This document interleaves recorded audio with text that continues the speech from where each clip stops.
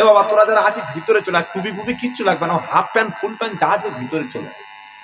হ্যাঁ সামনে এসো বাবা, ছেলেরা এই জোয়ান ছেলেরা সামনে এসো বাবা, সামনে এসো, তোমাদের দরকার আমার খুব। ওখানে বসে চাই দেখো,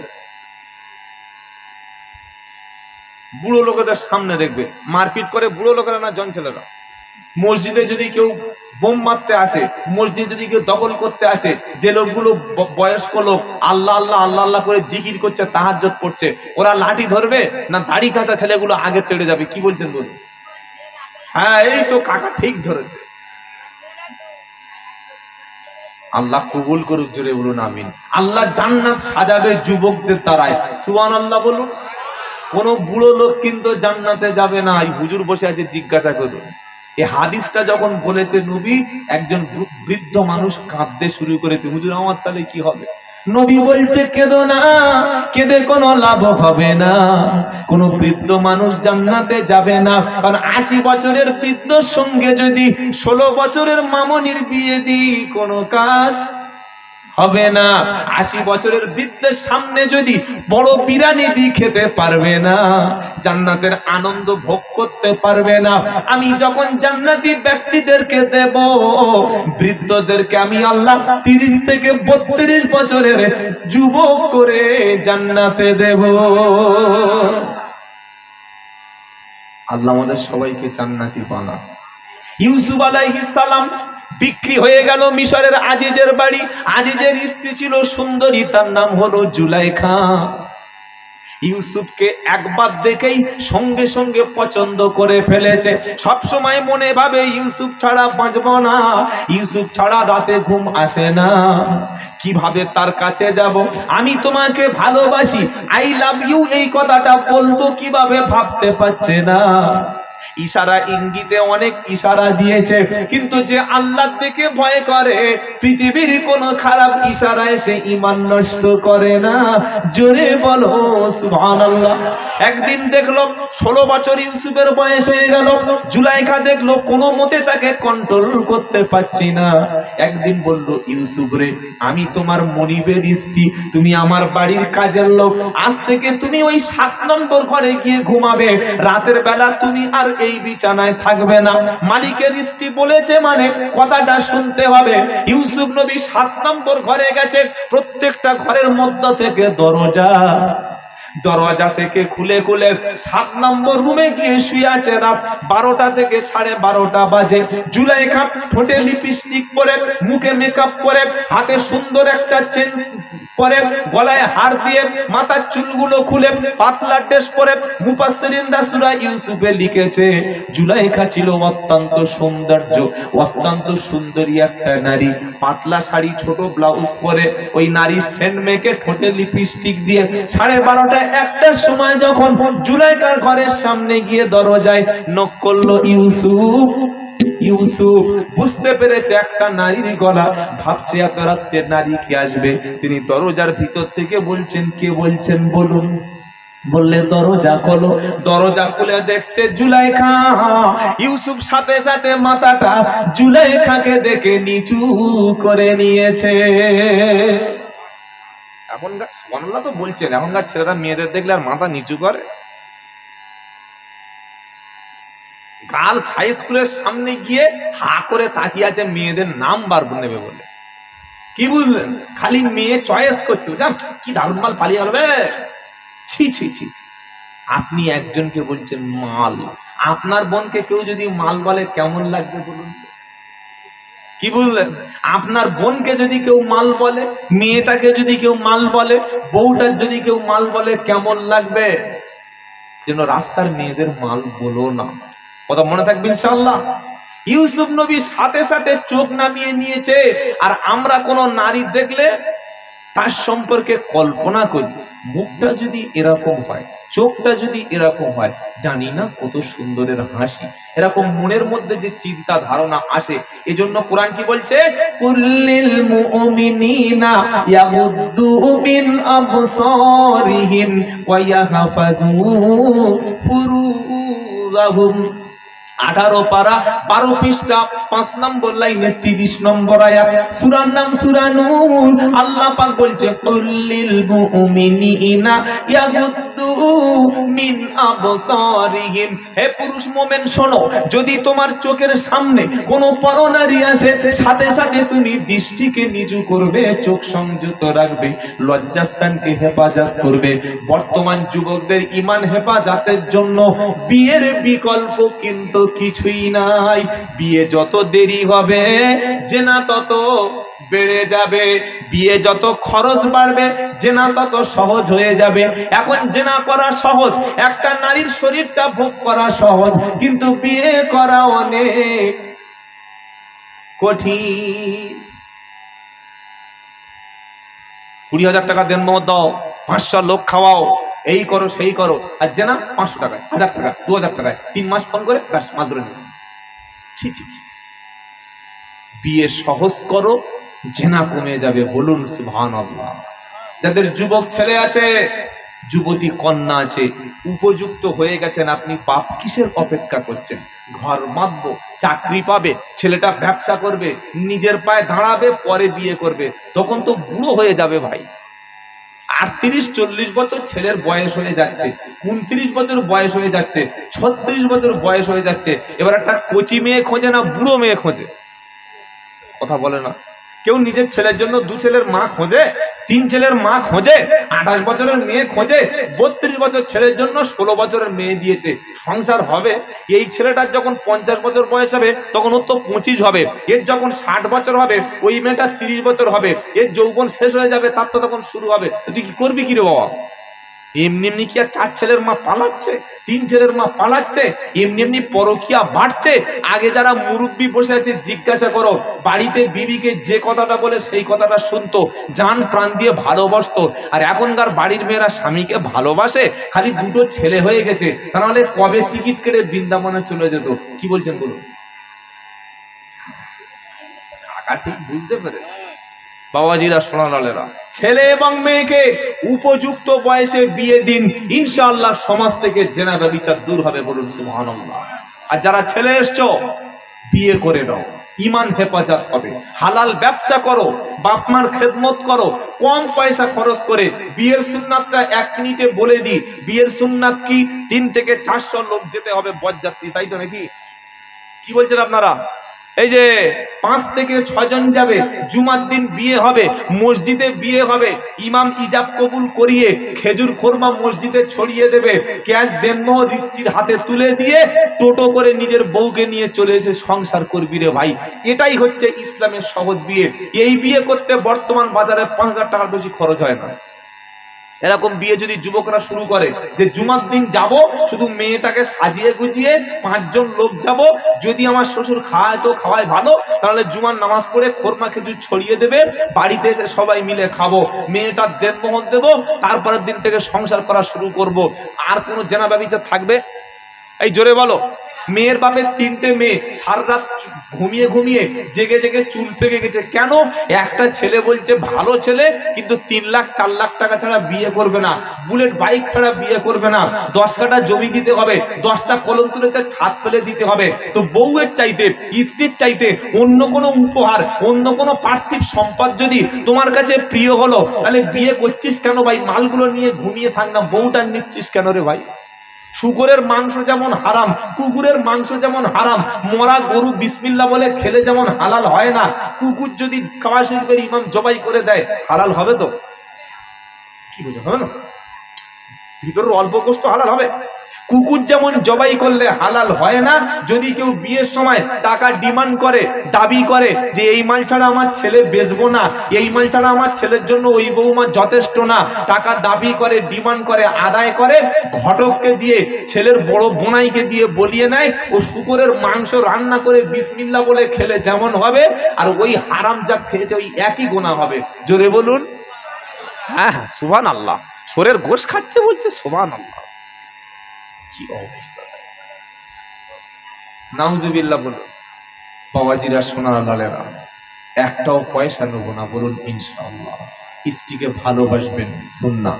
ইউসুফ আলাইহিস সালাম যখন ভিতর থেকে, জুলাইখা বলল দরজা খোলো, কোরআন, দরজা খুলে দিয়েছে, ভিতরে গিয়ে দেখছে সুন্দর নারী। তখন জুলাইখা কোরআন, ওয়াকালাতু হাইতালাক, আমার হাত থেকে দেখছেন, ভাবছে কারো ডাকছে নাকি রে, কোরআনে এটা লেখা আছে ওয়াকালা তো হাইতালাক, তার মানে কি কামিয়াব ইউসুফ এদিকে এসো, এদিকে এসো।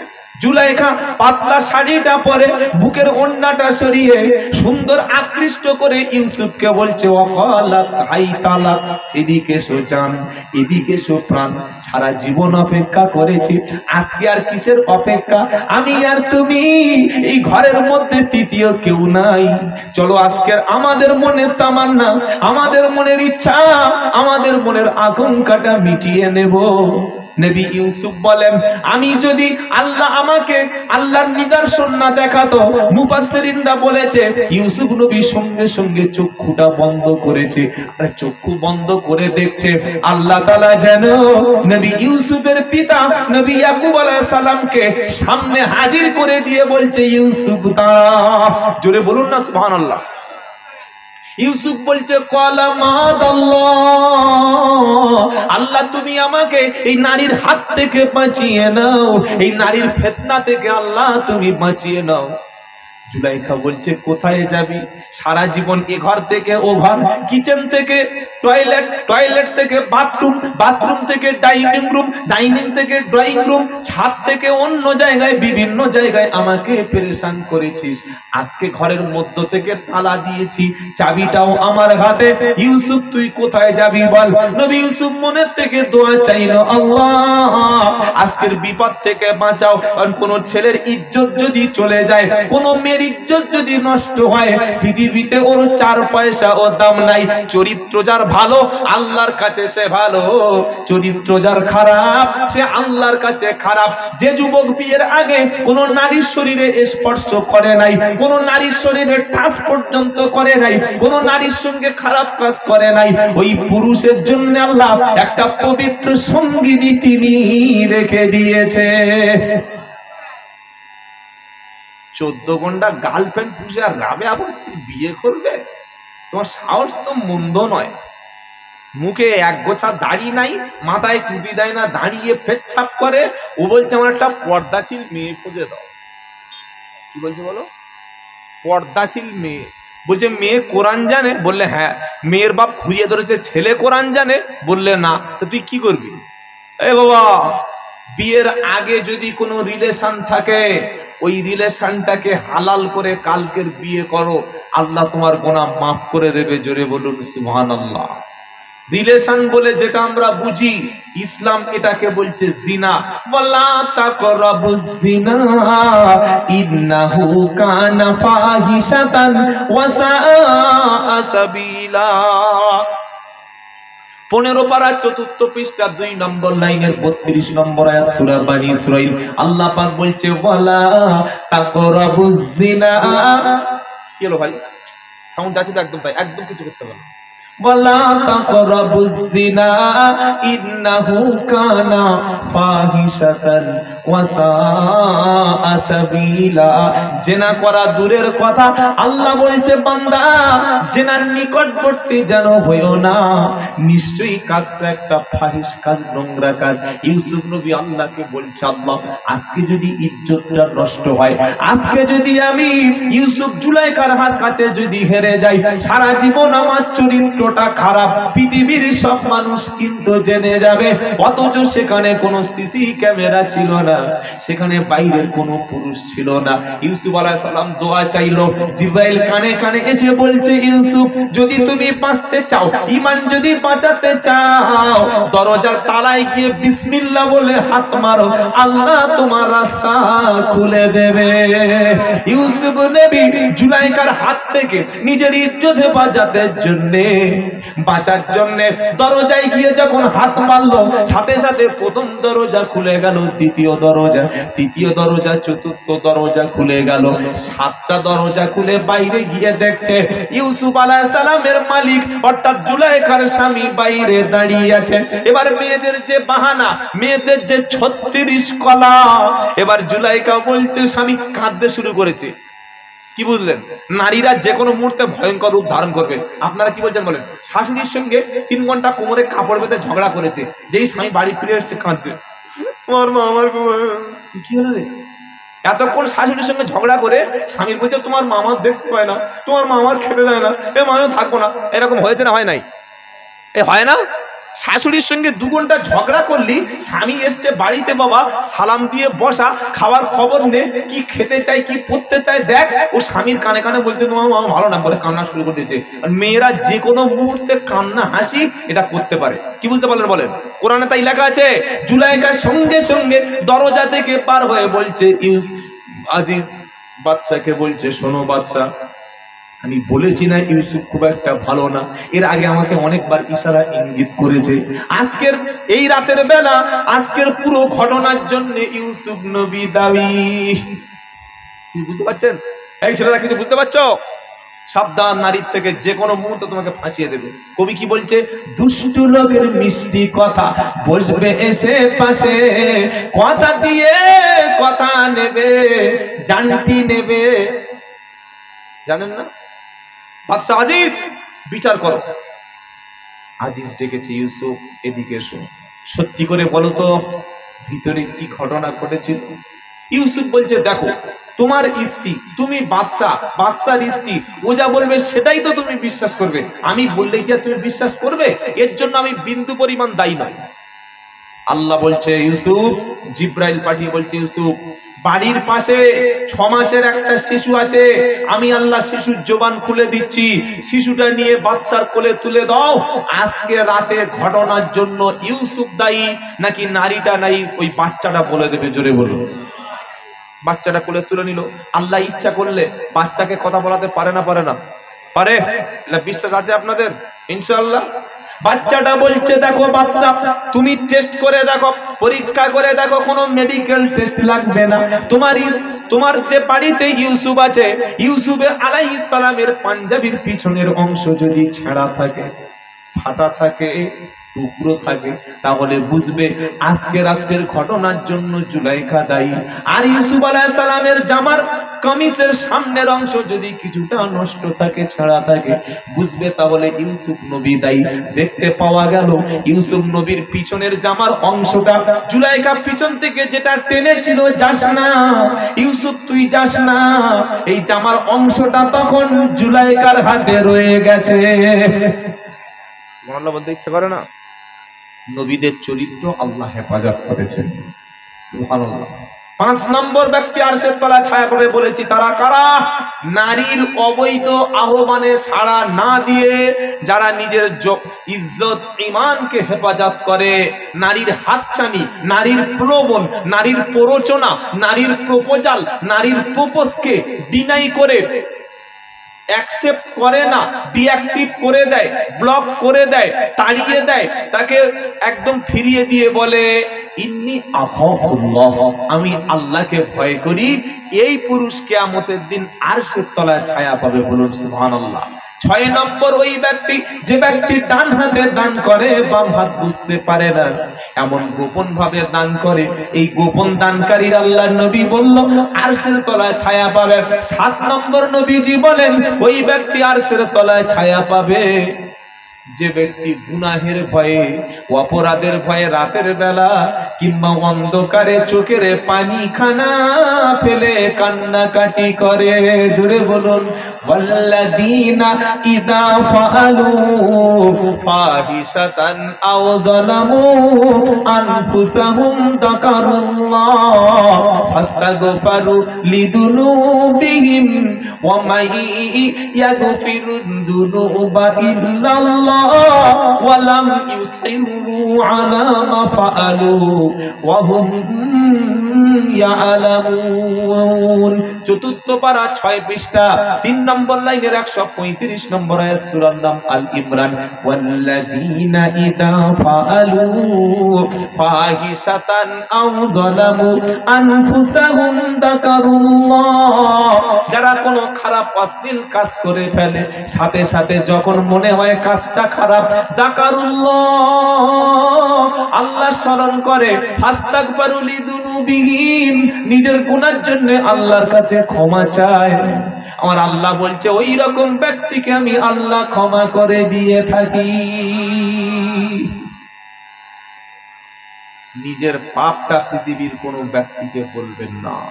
রাতে যদি কোনোদিন কোনো গুনাহ হয়ে যায়, রাতে যদি অন্ধকারে শয়তানের ধোকায় পড়ে কোনো পাপটা করে ফেলেন, দিনের বেলা কিছু মানুষ আছে না বন্ধুদের সাথে বলে, এই কাজ করেছি রে, হিম্মত আছে আমার, তুই পারবি?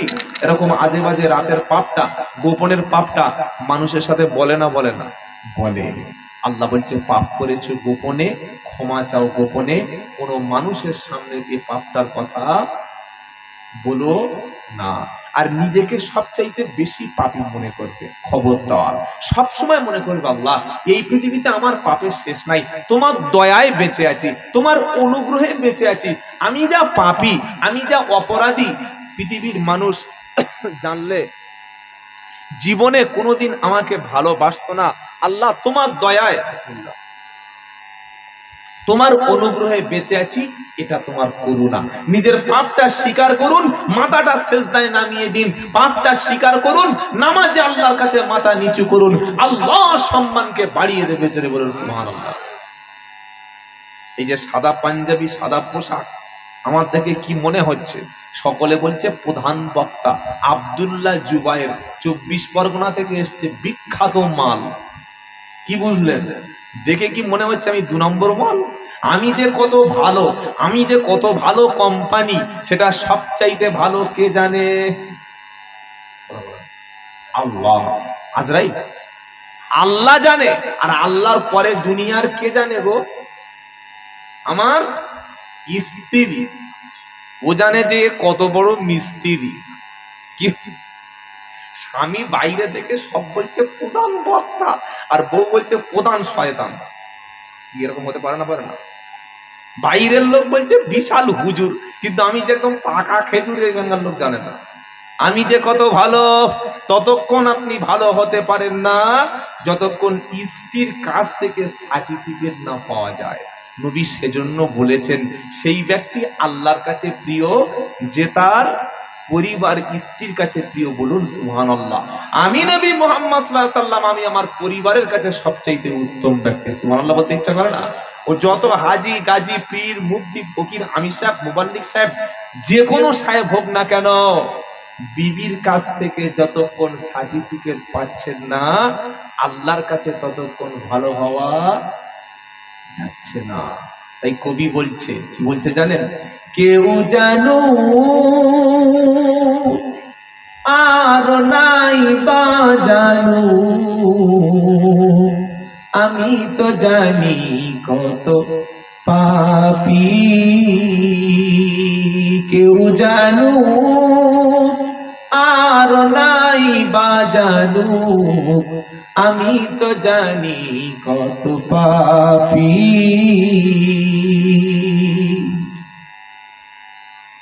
কেউ জানুক আর নাই বা জানুক, আমি তো জানি কত পাপী। পোশাকে আশাকে দেখো এ দেহটা ঢেকেছি, জীবনে আড়ালেতে কত পাপ যে করেছি। পোশাকে আশাকে দেখো এ দেহটা ঢেকেছি, আড়ালে অন্ধকারে কত পাপ যে করেছি। সাদা পোশাক পরে, সাদা টুপি পরে হুজুর আমি সেজেছি, আমি তো জানি কত পাপী। কেউ জানুক আর নাই বা জানুক, আমি তো জানি কত পাপী। আর আপনারা যে বসে আছেন, এই হুজুরকে জিজ্ঞাসা করুন এখান থেকে কি মনে হচ্ছে? ফেরেশতা বসে মনে হচ্ছে না? সব মনে হচ্ছে সাদা সাদা ফেরেশতা। কি বুঝলেন? সকালবেলা চেনা যাবে ফেরেশতা নাকি শয়তানের খালাতো ভাই। বাবাজিরা শোনালাম, টুপি মাথায় উঠেছে, সুন্দর পোশাক পরে বসেছি, আজ থেকে সকলে ভালো হয়ে যাব ইনশাআল্লাহ। বলুন। নামাজ পড়বো, হারাম খাবো না, মিথ্যা বলবো না, ওজনে কম দেব না, বাপ মার কষ্ট দেব না। বলি ইনশাআল্লাহ। ইনশাআল্লাহ যদি ভালো হতে পারি, পরিবর্তন যদি হতে পারি, আজকের তাফসিরুল কুরআন মাহফিল সফল। আর পরিবর্তন যদি না হতে পারি, এবছর আমার দিচ্ছেন হাজার কিছু টাকা যেগুলো দেবেন, আর সামনে বছর আরেকটা হুজুর এসে মাল নিয়ে চলে যাবে, এই মাইকলা বসে আছে, এই মাল কিছু পাবে, শেষে বিরিয়ানি আপনাদের পকেটে ঢুকবে, আমি কিছু পাবো, আর আপনাদের ওই ঘোড়ার ডিমটা পকেটে থাকবে। কি বুঝতে পারলেন বলুন? সেজন্য সকলে বলুন পরিবর্তন হব ইনশাআল্লাহ।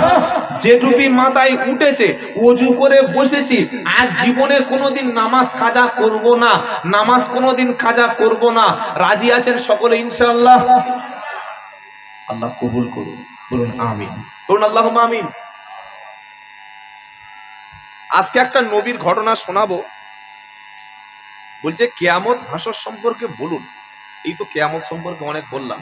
পীর মুরিদের ব্যবসা সম্পর্কে বলুন। পীর হচ্ছে শরীয়তের এমন একটা বিষয়, পীর সবসময় হাক্কানি হয়। কি হয় বলেন? হাক্কানি। পীরের জামার 10-12টা পকেট থাকে না, পীর মুরিদদের টাকায় সংসার চালায় না।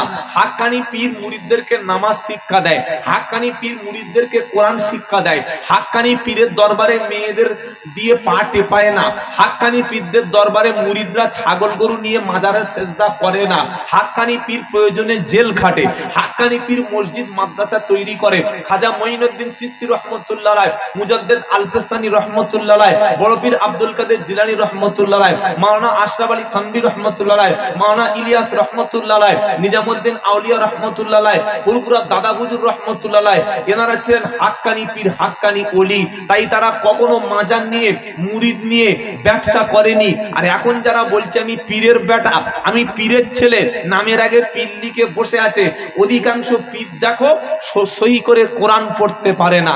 অধিকাংশ পীর দেখো 2000 টাকা কম দিলে জলসায় আসবে না। এরা কোনোদিন পীর হতে পারে ভাই? কথা বলে না? কি বলছেন? আমি আব্দুল্লাহ জুবায়ের বলছি, শোনো, সত্যটা বলছি।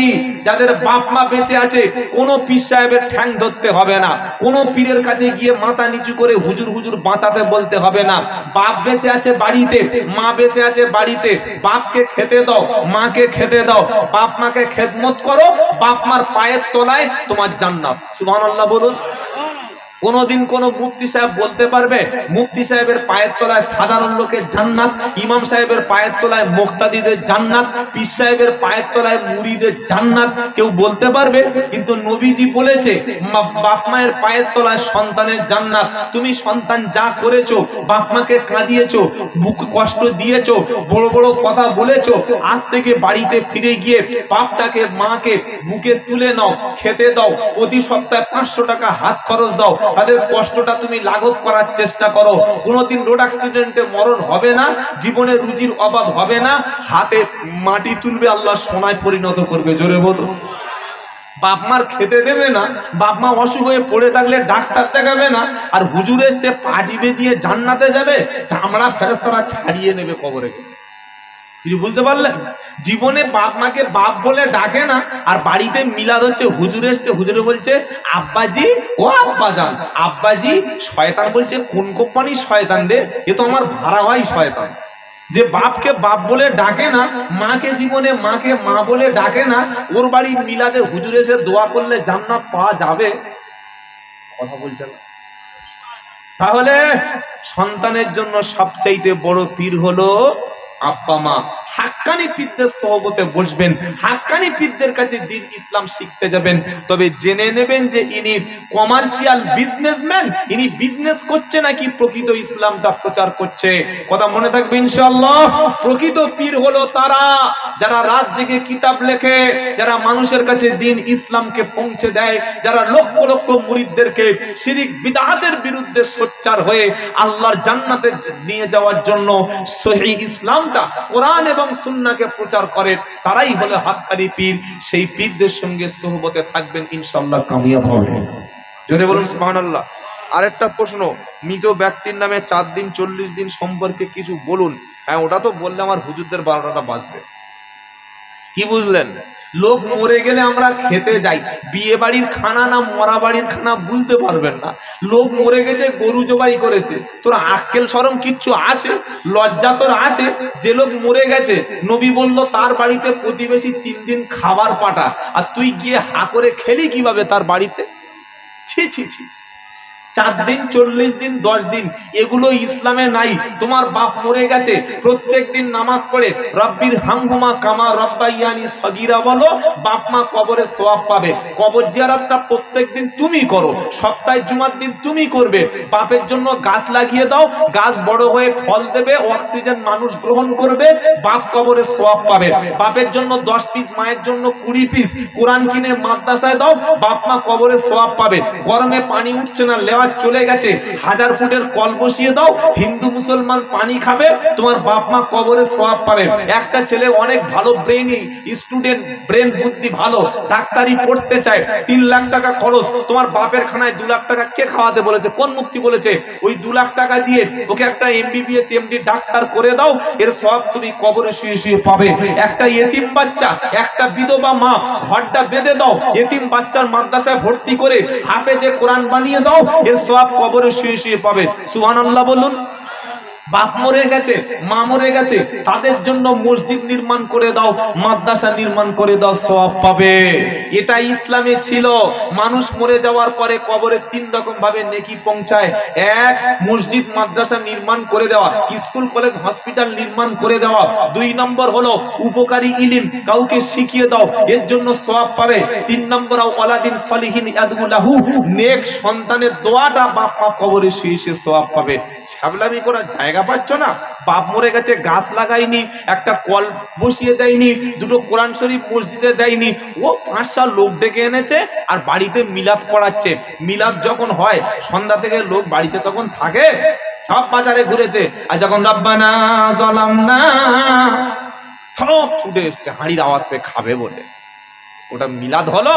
যদি বাপ মরে যাওয়ার পরে খাওয়াতে হয়, পাড়ায় যে বিধবা মেয়েগুলো আছে লিস্ট করে করে ওদেরকে ডেকে খাও। যে এতিম বাচ্চাগুলো আছে ওদেরকে 10-20 কেজি চাল কিনে দাও। যে লোকগুলো ভিক্ষা করছে কই কিরকম পার ওদেরকে ডেকে খাওয়াতেন দেখি। হিম্মত আছে? কথা মনে রাখবেন ইনশাআল্লাহ। বাপ এবং মা মারা যাওয়ার পরেও নেকি পৌঁছানো যায়। যে কাজগুলো করতে বললাম এগুলো করব, বলুন ইনশাআল্লাহ। এবার একটা নবীর কথা বলবো, যে নবীর নাম হচ্ছে নবী ইব্রাহিম আলাইহিস সালাম, আমাদের সবার জাতির পিতা। সুবহানাল্লাহ বলতে ইচ্ছা করে না? জাতির পিতাকে গান্ধী, তাই তো নাকি? এই যে বাংলাদেশের লোকেরা বলে শেখ মুজিব হচ্ছে জাতির পিতা, আর আমাদের দেশের লোক বলে গান্ধীজি জাতির পিতা। তুমি মুসলমানের ছেলে, তোমার জাতির পিতার নাম ইব্রাহিম। সুবহানাল্লাহ বলুন। জাতির পিতাকে মিল্লাতা আবিকুম ইব্রাহিম হুয়া সাম্মাকুমুল মুসলিমিন। এত বড় কঠিন ঈমান, এত বড় ঈমানের পরীক্ষা পৃথিবীর অন্য কোন ব্যক্তিকে করতে বলা হয়। হুজুর বসে আছে, আমি আব্দুল্লাহ জুবাইর বসে বক্তব্য করছি। আল্লাহ যদি বলে আব্দুল্লাহ জুবাইর রে তোর বড় ছেলেটাকে তুই সকালবেলা কুরবানি দে। আপনারা নামাজ পড়ছেন, কোরআন শুনতে এসেছেন, যদি স্বপ্নে দেখেন আল্লাহ যদি বলে তোর ছেলেটা সকালবেলা কুরবানি কর, জবাই কর, কে ছেলেকে জবাই করবে দেখি? হাত তোলো। কত বড় পীর সাহেব দেখি আছে? এই জোরে বলা আছে?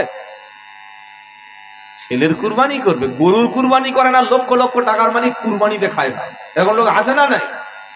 নবী বললেন যার কুরবানি ওয়াজিব হয়ে গেছে। কুরবানি ওয়াজিব কার হয়? কুরবানির দিন সকালবেলা, কুরবানির চাঁদ ওঠার পরে জিলহজ মাসের 10 তারিখে যদি কোনো ব্যক্তির কাছে সাহেবে নেশাব পরিমাণ সম্পদ থাকে, সেই ব্যক্তির উপরে কুরবানি করা ওয়াজিব। বড় গরু না দিতে পারো 7টা ভাগে দাও, তাও না দিতে পারলে ছোট একটা ছাগলও তুমি দাও। যার সামর্থ্য থাকলো কুরবানি করলো না, সে যেন ইসলামের ঈদের ময়দানে যেন আসে না। এটা এমন একটা হুকুম এমন একটা নির্দেশ, এমন কোন নবী ছিল না যে নবীর জন্য কুরবানি ছিল না। প্রত্যেকটা নবীর ক্ষেত্রে কিছু না কিছু কুরবানি ছিল। সেই ঘটনাটা আল্লাহ কোরআনে সুন্দর করে ব্যাখ্যা করলো। ইব্রাহিম আলাইহিস সালামকে আল্লাহ পাক ছেলে কুরবানি করার নির্দেশ দান করে দিলেন। জোরে বলুন। ইব্রাহিম নবীর প্রথম স্ত্রীর নাম হচ্ছে সারা, দ্বিতীয় স্ত্রীর নাম হচ্ছে হাজেরা। প্রথম স্ত্রীর নাম কি বললাম? সারা। প্রথম স্ত্রী ইব্রাহিম নবীর অত্যন্ত সৌন্দর্য, অত্যন্ত সুন্দরী। সবচাইতে সুন্দরী স্ত্রী ছিল ইব্রাহিম নবীর প্রথম স্ত্রী সারা। অনেক বয়স হয়ে গেল, বাচ্চা হলো না। ইব্রাহিম নবী ভাবছে কি করব। আল্লাহ পাক প্রথমে তাকে আগুনের পরীক্ষা নিল। তিনি বললেন নমরুদের কাছে লা ইলাহা ইল্লাল্লাহ। কলেমা জিকির করেন না, করলে গোনা হবে নাকি? এ বাবা, পিছনের ছেলেরা যাদের দাড়ি কম ওঠেনি, তোমাদের গলার ভোল্টেজ কোথায় গেল?